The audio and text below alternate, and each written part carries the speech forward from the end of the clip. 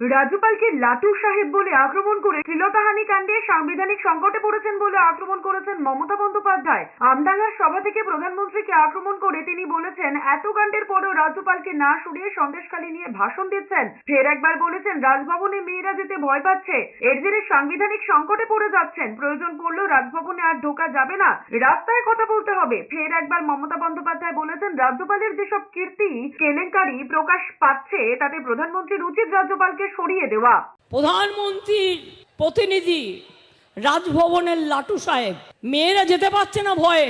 আমি তো কনস্টিটিউশনাল ক্রাইসিসে পড়ে যাচ্ছি, কারণ আমার প্রয়োজন থাকলেও অন্য জায়গায় কথা বলতে হবে, কিন্তু রাজভবনে ঢুকতে পাচ্ছি না, কারণ ভয় পাচ্ছি এই রাজ্যপালের যেসব কীর্তি কেলেঙ্কারি বেরিয়েছে তার জন্য।